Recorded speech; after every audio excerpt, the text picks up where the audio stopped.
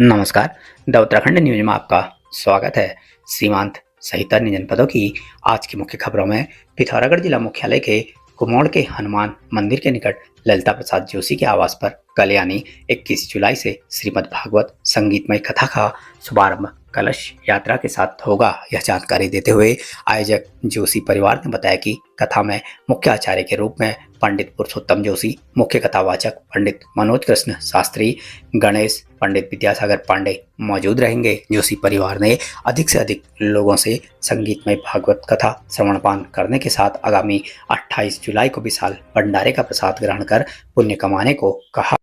इधर कल यानी 21 जुलाई शुक्रवार से जाग के नंदी भृंगी मंदिर प्रांगण में संगीतमय श्रीमद् भागवत कथा ज्ञान यज्ञ का भी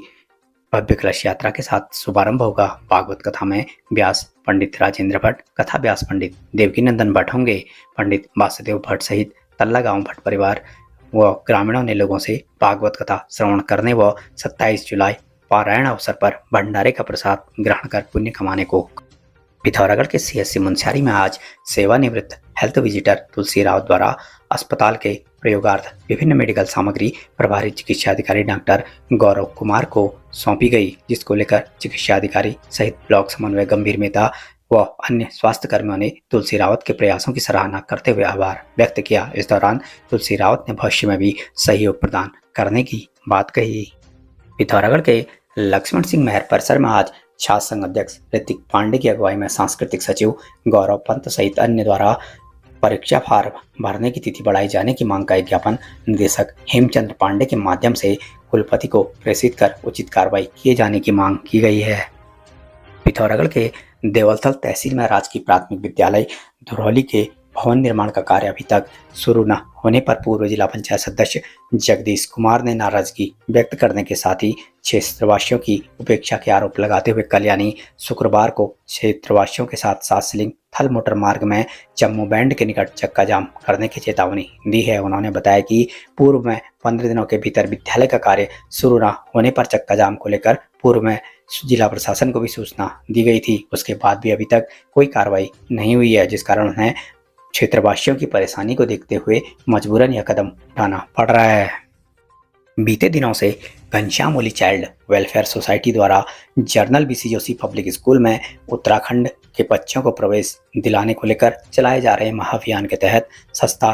के गिरीश चंद्र व प्रेमासु टेड़ी ने स्थानीय विधायक मयूख महर से भेंट कर एक ज्ञापन सौंप अपने स्तर से उचित कार्रवाई करने की मांग की है, जिसको लेकर विधायक महर ने हर संभव मदद का भरोसा दिलाया। इस दौरान उन्होंने देश के राष्ट्रपति, प्रधानमंत्री, मुख्यमंत्री, शिक्षा मंत्री, भारतीय सेना अध्यक्ष को भी एक पत्र प्रेषित किया है। संस्था अध्यक्ष अजय ओली ने इस मांग को लेकर महाअभियान लगातार जारी रखने की बात कहते हुए बताया कि विद्यालय में नेपाल व जम्मू कश्मीर के बच्चे निःशुल्क शिक्षा ग्रहण कर रहे हैं, तो प्रदेश के बच्चों को भी विद्यालय में प्रवेश मिलना चाहिए। उन्होंने प्रदेश के हर जनपद से कम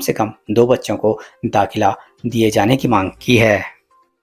सीमांत जनपद पिथौरागढ़ के विभिन्न स्थानों पर पौधरोपण अभियान लगातार जारी है। धरा को हरा भरा रखने को लेकर ज्ञान प्रकाश संस्कृत पुस्तकालय के संस्थापक डॉक्टर पीताम्बर अवस्थी के निर्देशन में समिति के कार्यकर्ता नीरज सोन के नेतृत्व में नेपाल सीमा क्षेत्र से सटे गांव सेलसल्ला, सैलखेत सहित अन्य स्थानों पर वन विभाग के कर्मियों तथा स्थानीय लोगों के साथ पौधरोपण किया गया और उनके संरक्षण के संकल्प की शपथ ग्रहण की गई। इस दौरान ग्रामीणों को पर्यावरण को बचाने और पेड़ पौधों से लाभ आदि के बारे में भी विस्तार से जानकारी दी गई। कार्यक्रम के दौरान बीते लंबे समय से विभिन्न जनपदों सहित नेपाल के विभिन्न गांवों में नशा मुक्ति अभियान के तहत लोगों को जागरूक करते आ रहे डॉक्टर पीताम्बर अवस्थी द्वारा पहाड़ में दिन प्रतिदिन बढ़ते शराब के प्रचलन पर चिंता व्यक्त करते हुए लोगों को जागरूक करने के साथ ही नशे के दुष्परिणामों के बारे में जानकारी दी और शपथ ग्रहण कराई गई। इस मौके पर मोहन सिंह, किशन सिंह, नंदा देवी, रेणु देवी, बलबीर सिंह, भागीरथी देवी सहित कई ग्रामीण मौजूद थे। इधर मुनस्यारी मतकोट के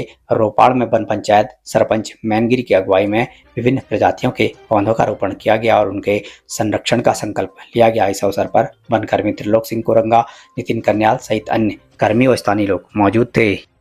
उधम सिंह नगर के विभिन्न स्थानों पर खड़े दोपहिया वाहनों को कटर से काटकर चोरी करने वाले एक गिरोह के 5 आरोपियों को पुलिस ने गिरफ्तार कर लिया, जिनके द्वारा चोरी की गई 10 बाइकों को बरामद किया गया है। Udham Singh Nagar police media cell से मिली जानकारी के अनुसार बीते 15 से 17 जुलाई तक उधम सिंह नगर के विभिन्न स्थानों पर खड़ी 3 बाइकों की अज्ञात द्वारा चोरी होने की सतबीर सिंह, राकेश शर्मा और नियम द्वारा तहरीर दी गई। चोरी के मामले को गंभीरता से लेते हुए एसएसपी डॉक्टर मंजुनाथ टीसी के आदेशानुसार टीमों का गठन कर मामले के खुलासे को लेकर विभिन्न माध्यमों से जानकारी जुटाने के साथ मुखबिर की सूचना पर आरोपी शिवम यादव, सचिन पाल, विशाल, सचिन यादव और भगवान बाबू निवासी थाना क्षेत्र रुद्रपुर को गिरफ्तार किया गया। उनकी निशानदेही पर 10 अन्य मोटरसाइकिलें चोरी की गई बरामद की गई। फर्जी पुलिस बनकर लोगों के साथ ठगी करने वाले लिफाफा गैंग के मुख्य सरगना को पुलिस ने न्यू अशोकनगर दिल्ली से गिरफ्तार कर लिया। आरोपियों के खिलाफ उत्तराखंड, उत्तर प्रदेश और दिल्ली के थानों में 1 दर्जन से अधिक मामले दर्ज हैं। नैनीताल पुलिस मीडिया सेल से मिली जानकारी के अनुसार एक महिला टोनी सक्सेना द्वारा रामनगर पुलिस को एक तहरीर देकर बताया कि रामनगर से हल्द्वानी को जाते समय कुछ आरोपियों द्वारा कार में लिफ्ट देने के बहाने बैठाकर खुद को पुलिसकर्मी बताया और पुलिस की रिकॉर्डिंग की ऑडियो चलाकर आगे चोरी होने की बात कहकर महिला के कीमती सामान जिसमें 90,000 रुपये लगभग व पहने हुए जेवरात एक लिफाफे में रखकर और लिफाफा बदलकर गाड़ी से भाग जाने की बात कही गई थी। तहरीर के आधार पर अभियोग पंजीकृत करते हुए एसएसपी के आदेशानुसार प्रभारी निरीक्षक रामनगर कोतवाली अरुण कुमार सैनी के नेतृत्व में एक टीम का गठन कर आरोपियों के खिलाफ सीसीटीवी और अन्य माध्यमों से जानकारी जुटाने पर, घटना में प्रयुक्त वाहन संख्या से पता करने पर कमल निवासी मयूर बिहार दिल्ली व प्रेम सागर त्रिलोकपुरी दिल्ली का प्रकाश में होना आया, जिनकी गिरफ्तारी के लिए वारंट जारी होने के बाद भी वे फरार चल रहे थे। इस बीच आरोपियों द्वारा गोरखपुर में भी एक घटना को अंजाम दिया गया, जिसके आधार पर नैनीताल पुलिस द्वारा मुख्य सरगना कमल को बीते दिवस न्यू अशोकनगर दिल्ली से गिरफ्तार किया गया।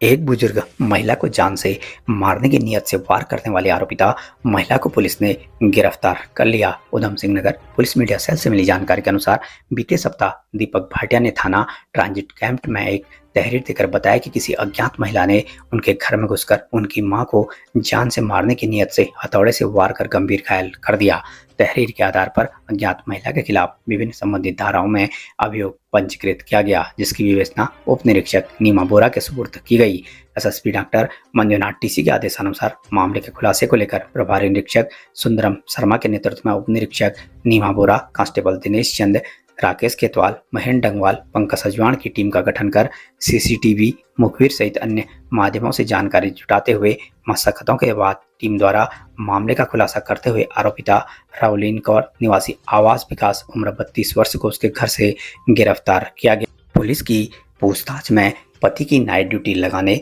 इंक्रीमेंट न लगने व परिवार सदस्यों द्वारा एटीट्यूड दिखाने से गुस्साई आरोपिता ने अपने पति के बॉस की मां को मारने का प्रयास करने की बात कही। हमारे चैनल को सब्सक्राइब करें, बेल आइकन दबाएं। हमारे पिथौरागढ़ समाचार न्यूज़ यूट्यूब चैनल पर नियमित खबरें सुनने के लिए हमसे जुड़ें, समाचार सुनें। धन्यवाद।